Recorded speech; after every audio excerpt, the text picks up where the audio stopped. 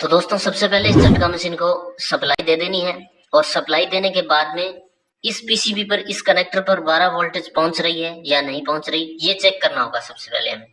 क्योंकि अगर यहाँ पर इस पीसीबी को वोल्टेज ही नहीं मिलेगी तो ये अपने आप ही फिर नहीं चलेगी। इसको सप्लाई दे देनी है। सप्लाई देने के बाद में मल्टीमीटर से वोल्टेज टेस्ट कर लेंगे। 20 वोल्ट पर मैं इसे सेट कर देता हूँ और यहाँ पर इसकी वोल्टेज चेक करते हैं कि वोल्टेज यहाँ पर पहुंच रही है या नहीं पहुंच रही। देखिए वोल्टेज तो यहाँ पर पहुंच रही है लेकिन बहुत ही कम वोल्टेज इसके अंदर पहुंच रही है और साथ में जो अडेप्टर इस पर लगाया गया है वो अडेप्टर की जो एलईडी है वो ब्लिंक कर रही है। तो इसका मतलब है जब भी अडेप्टर की एलईडी ब्लिंक करती हो तो ये समझ लेना इसके अंदर कोई ना कोई शॉर्टिंग जरूर होगी। क्योंकि शॉर्टिंग होती है तो वो ज्यादा एम्पियर लेता है और ज्यादा एम्पियर लेने के कारण अडेप्टर की एलईडी ब्लिंक करने लग जाती है क्योंकि उस अडेप्टर की इतनी क्षमता नहीं है। तो यहाँ पर वोल्टेज पहुंच रही है तो इसको मैं इस पीसीबी को बाहर निकाल लेता हूँ। अगर वोल्टेज ही ना पहुंच रही हो तो ये वाली जो पीसीबी होती है इसके अंदर गड़बड़ होती है या फिर ये जो बैटरी का ऑन ऑफ स्विच है, कनेक्टर है, इसके अंदर आपको चेक करना है। तो मैं इस पीसीबी को पहले बाहर निकाल लेता हूँ और इसको अलग से सप्लाई देकर सीधा फिर चला कर देखते हैं और फिर सारे कंपोनेंट टेस्ट करेंगे क्या इसके अंदर फॉल्ट है। तो मैं इसको पहले बाहर निकाल लेता हूं जल्दी से। तो दोस्तों इस मशीन की जो पीसीबी थी उसे मैंने बाहर निकाल लिया है और अब इसे मशीन को मैं कर देता हूं साइड में। तो दोस्तों जब भी ये पीसीबी है वर्क नहीं करेगी, ऑन नहीं होगी, तो उस टाइम ये जो ईटीडी लगी हुई होती है ये ईटीडी कोई भी शोर नहीं करती है। क्योंकि जब भी ये ऑन होती है तो रेगुलर ये ची ची ची ची की आवाज है वो करती रहती है। चाहे वो आउटपुट में हमारा झटका हमें मिल रहा है चाहे नहीं मिल रहा, तो वो आगे का फॉल्ट होता है। अगर इसका ये इतना सर्किट सही है, ये वाला सर्किट सही है, तो ये सर्किट जो होता है इस ईटीडी के लिए होता है। ये सर्किट बिल्कुल ओके होगा तब ये ईटीडी आवाज करेगी। और ये वाला जो सर्किट होता है वो जो आउटपुट में झटका निकलता है तो उसके लिए होता है। तो अगर एटीडी कोई भी आवाज नहीं कर रही है, मशीन से आपने बाहर निकाल लिया, अब इसे डायरेक्ट सप्लाई देंगे तो ये आवाज करनी चाहिए अगर सही होगी तो। अगर नहीं फिर भी आवाज कर रही है कोई भी तो इन कंपोनेंट के अंदर है वो फॉल्ट होता है। तो इसे रिपेयर करने से पहले इसकी थोड़ी सी जो वर्किंग प्रोसेस है इस वाले सर्किट की वो किस प्रकार रहती है ये समझना हमें जरूरी है, तो वो समझ लेते हैं। तो इसके अंदर सप्लाई है वो किस प्रकार जाती है 12 वोल्ट की सप्लाई। देखिए जो नेगेटिव होता है वो नेगेटिव है, ये है नेगेटिव सभी का कॉमन रहता है, सभी जगह नेगेटिव पहुंच जाता है। सभी सर्किट जो बने हुए हैं इस पर नेगेटिव सारे सर्किट का कॉमन रहेगा।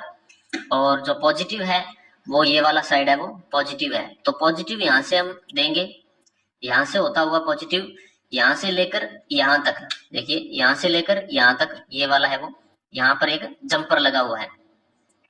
इस जंपर के माध्यम से वोल्टेज है वो यहाँ से लेकर यहाँ तक पहुंच जाती है। इस डायोड के पास यहाँ पर एक डायोड लगा हुआ है, ये देखिए यहाँ पर एक डायोड लगा हुआ है।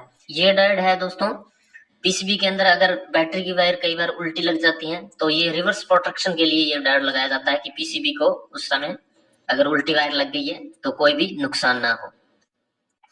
तो यहाँ से 12 वोल्ट है इसके अंदर इनपुट करता है। अगर इस डायोड के अंदर कोई फॉल्ट आ गया, अगर ये ओपन है तो आगे जो 12 वोल्ट सप्लाई है वो इस सर्किट तक नहीं पहुंच पाएगी, तो आगे सप्लाई नहीं जाएगी, तो फिर ये काम नहीं करेगा, तो डेड कंडीशन के अंदर ही होगी आपकी झटका मशीन। तो सबसे पहले इस डायोड को हम चेक करेंगे किस प्रकार आपने चेक करना है।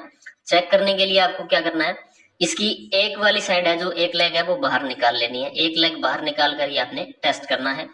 तो इसको मैं पहले बाहर निकाल लेता हूँ। इसकी जो एक लेग है मैंने बाहर निकाल ली है। मल्टीमीटर को कंटिन्यूटी मोड पर सेट रखना है और डायोड को टेस्ट करते समय एक बात का हमें ध्यान रखना है कि डायोड को टेस्ट करते समय एक साइड ही वैल्यू आनी चाहिए। वैल्यू अगर दोनों साइड आ रही है तब भी हमारा जो डायोड होगा वो खराब होगा। और मल्टीमीटर है कोई बीप का साउंड दे रहा है किसी भी साइड टेस्ट करने पर तब भी हमारा डायोड खराब होगा, शॉर्ट होता है। और अगर किसी भी साइड कोई भी वैल्यू नहीं आ रही है तो जो डायोड होता है वो हमारा ओपन होता है। तो इसके अंदर कोई फॉल्ट है या नहीं है या बिल्कुल सही है, तो इसे चेक करते हैं। तो सबसे पहले क्या करना है, जिस वाली साइड कोई भी पट्टी नहीं दी होती है उस वाली साइड ये रेड वाली प्रोब रख लेनी है और इसकी दूसरी साइड वाली पर हमने ब्लैक प्रोब रख लेनी है। तो ब्लैक प्रोब रखने पर ये कुछ वैल्यू बताएगा, लगभग 400 के करीब है ये वैल्यू बताएगा। और उसके बाद में इन दोनों प्रोब को है वो चेंज कर लेना है। जो पहले ब्लैक जहां पर लगाई थी वहां रेड लगानी है, और जहां पहले रेड लगाई थी अब वहां पर ब्लैक लगानी है। इनको उल्टा कर लेना है। तो अब इसके अंदर कोई भी वैल्यू नहीं शो करना चाहिए मल्टीमीटर। अगर सही होगा डायोड तब तो कोई वैल्यू नहीं आएगी, अगर डायोड खराब हुआ तो इस वाली साइड भी वैल्यू आएगी।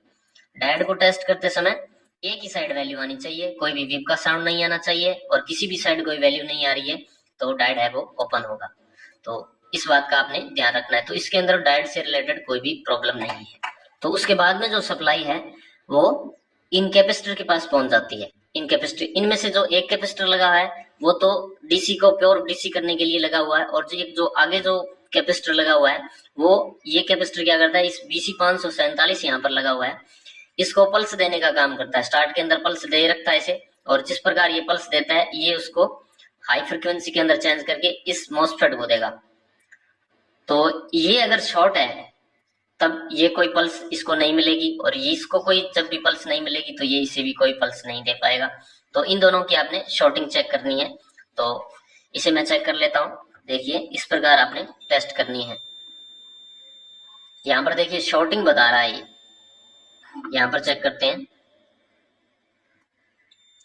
यहाँ पर भी शॉर्टिंग बता रहा है। तो इन कैपेसिटर को बाहर निकालने से पहले जो ज्यादा चांस बनते हैं शॉर्टिंग के, वो एक तो इस जीनर के बनते हैं और एक PC 547 के बनते हैं। तो पहले इनको मैं बाहर निकाल कर टेस्ट करता हूँ कि ये सही है या खराब है। ये जो जीनर डायोड होता है, जीनर डायोड इसलिए लगाया जाता है इसके अंदर कि झटका मशीन को अगर किसी भी कारण से हाई वोल्टेज मिल गई है, ज्यादा वोल्टेज मिल गई है, तो उससे प्रोटेक्शन करने के लिए ये लगाया जाता है। क्योंकि इस डायोड का कुछ वोल्टेज होती है, उस वोल्टेज से जैसे ही उसको ज्यादा वोल्टेज मिलेगी तो ये डायोड है वो शॉर्ट हो जाएगा। तो ज्यादा वोल्टेज के कारण अगर मशीन खराब हुई है तो ये डायोड है वो जरूर शॉर्ट होगा। तो इसको टेस्ट करते हैं। तो इसकी एक लाइन मैंने बाहर निकाल ली है। पहले इस जीरो डायोड को टेस्ट करेंगे और फिर इन कैपेसिटर पर वापस टेस्ट करेंगे कि यहाँ पर शॉर्टिंग बता रहा है या नहीं बता रहा। जीरो डायोड भी एक डायोड की तरह ही टेस्ट किया जाता है। किसी भी साइड कोई भी अगर वैल्यू नहीं आ रही है तो वो ओपन होगा। कोई बीप का साउंड आ रहा है, चाहे किसी भी साइड, चाहे एक साइड आ रहा है चाहे दोनों साइड आ रहा है, तो वो शॉर्ट होगा। और अगर एक साइड वैल्यू आ रही है और एक साइड वैल्यू नहीं आ रही तो जो जीरो डायोड होता है वो बिल्कुल सही होता है।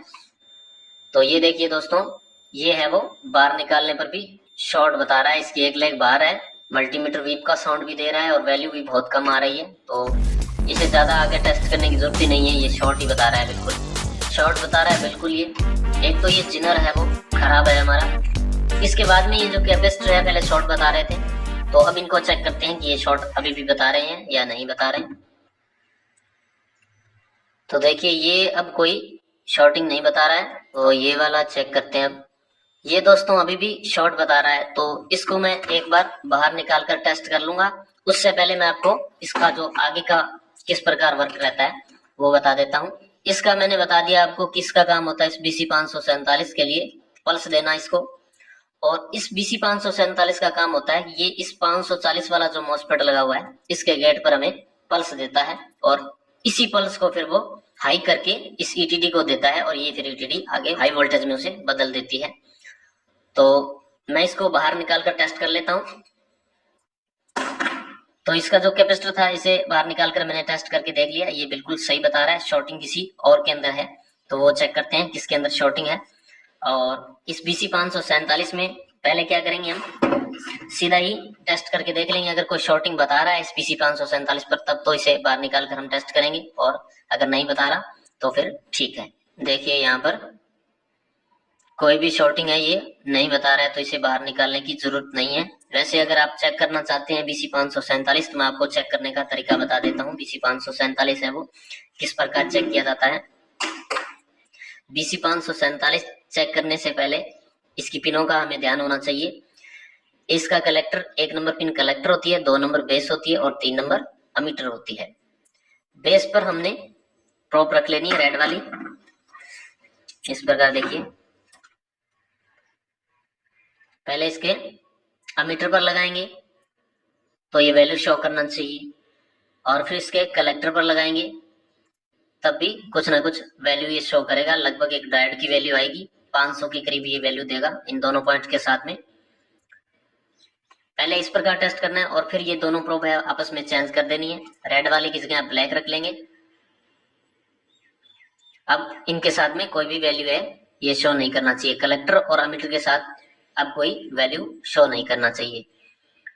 अगर दोनों साइड वैल्यू आ रही है तब ये शॉर्ट होता है या हाफ शॉर्ट होता है, और किसी भी साइड कोई वैल्यू नहीं आ रही है तो ये ओपन होता है, तो फिर भी इसे चेंज करना होगा। और कोई भी वीप का साउंड दे रहा है किसी भी साइड से तो ये शॉर्ट होता है, तो फिर भी इसे चेंज करना पड़ेगा, ये खराब है। तो इस प्रकार आपने चेक करना है BC 547 को। तो BC 547 इस पीसीबी के अंदर बिल्कुल सही है, कोई दिक्कत वाली बात नहीं है इसके अंदर। तो इसके बाद में ये मॉसफेट है। अब जो इसको भी चेंज कर लेते हैं पहले, फिर आगे मॉसफेट चेक करेंगे। तो इसको एक बार मैं बाहर निकाल कर इसको चेंज कर देता हूँ।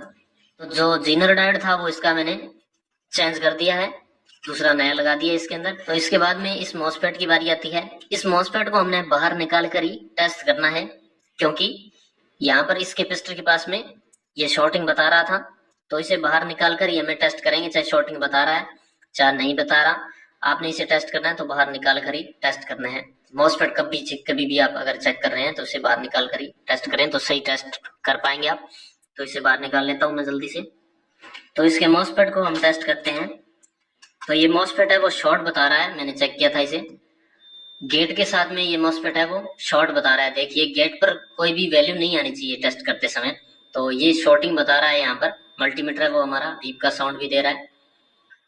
तो ये जो मॉसफेट है वो खराब है, इस मॉसफेट को हमें चेंज करना होगा। और साथ में आपको मैं बताऊंगा कि एक सही मॉसफेट है वो किस प्रकार टेस्ट किया जाता है। दूसरा मॉसफेट ले लिया है, किस प्रकार इसे टेस्ट करना है मैं आपको बता देता हूँ। मॉसफेट टेस्ट करने से पहले मॉसफेट N चैनल है या P चैनल है, इसके बारे में हमें पता होना चाहिए।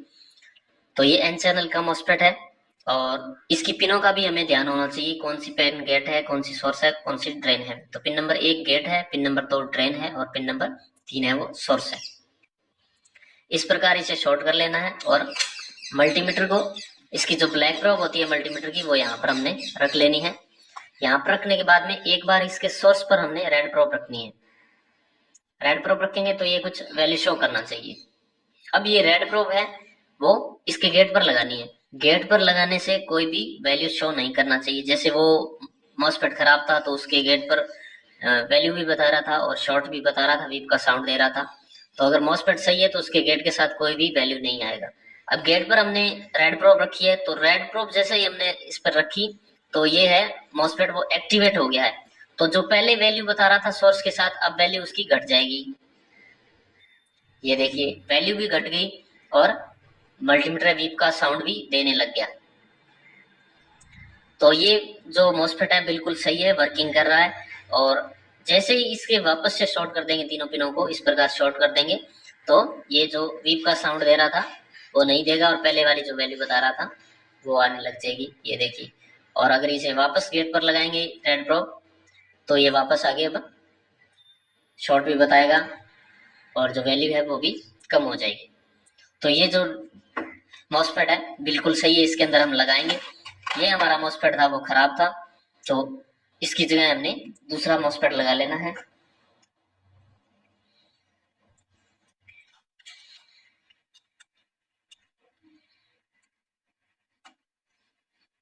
तो दोस्तों इसका जो मॉसफेट था मैंने चेंज कर दिया है। अब एक बार फिर से इसकी चेक करते हैं कोई शॉर्टिंग वगैरह ये बता रहा है या नहीं बता रहा।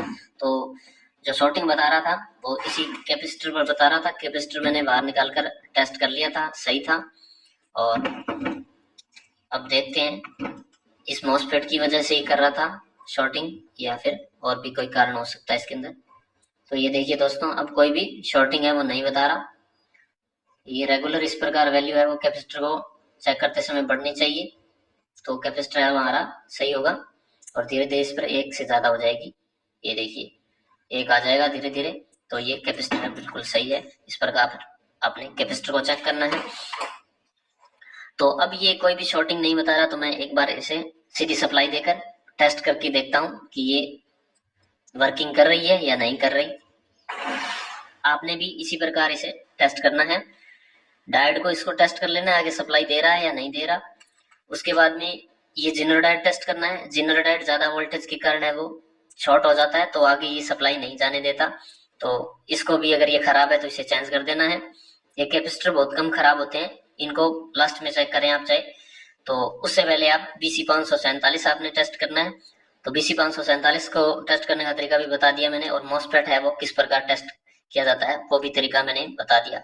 मॉसफेट को, BC547 को, खासकर इन दोनों कंपोनेंट को आपने बाहर निकाल कर ही टेस्ट करना है, तभी आप सही टेस्ट कर पाएंगे। तो इसे मैं सप्लाई देकर देखता हूँ कि तो ये TD है, कोई आवाज इसने शुरू की है या नहीं की, अभी भी ये डेड है या नहीं है। ये वाला है वो नेगेटिव है, ये है इसकी पॉजिटिव। तो इसे सप्लाई देकर देखते हैं। ये देखिए दोस्तों, इस ETD ने वो आवाज देना शुरू कर दिया है। इस प्रकार ये चीं चीं की आवाज रेगुलर करनी चाहिए। देखिए सप्लाई बंद करता हूं, एक बार बंद हो गई। अब इसे वापस मैं सप्लाई दूंगा तो ये जिस प्रकार साउंड दे रही थी वो आप ध्यान से सुनना। इस प्रकार का साउंड अगर PCB अपनी ऑन होगी तो इस प्रकार का साउंड देना जरूरी है। ये ETD करती है ये साउंड। तो मैं इसे सप्लाई देता हूं, आप चेक कर लेना, एक बार सुन लेना इसे।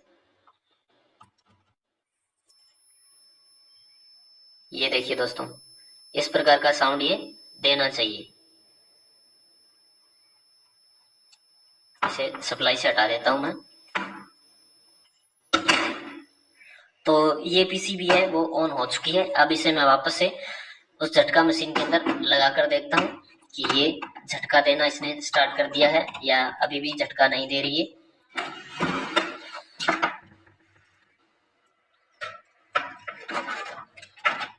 तो ये PCB इसके अंदर हमने सेट कर दी है वापस से। तो अब इसे सप्लाई देकर टेस्ट करते हैं कि ये झटका देना इसने शुरू किया है या नहीं किया। इसका पॉजिटिव है तो मैं पॉजिटिव का पॉजिटिव से जोड़ देता हूँ, और जो नेगेटिव है नेगेटिव का नेगेटिव से जोड़ दूंगा। तो ये देखिए दोस्तों, सप्लाई देते ही इसके साउंड से आपको पता चल रहा होगा कि जो झटका मशीन है वो झटका देना इसने शुरू कर दिया है। तो मैं एक बार ये वायर दोनों फिक्स करके आपको इसकी आउटपुट है वो चेक करवा देता हूँ। तो इसकी जो सप्लाई थी मैंने फिक्स कर ली है। तो इसकी LED तो खराब है, इसलिए उससे तो पता नहीं चलेगा, साउंड से पता चल रहा होगा कि ये ऑन है। और यहाँ से मैं शॉर्ट करके दिखा देता हूँ, ये देखिए।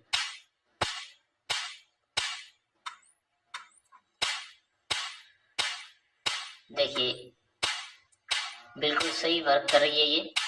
तो इसी प्रकार आपने इस PCB को रिपेयर करना है।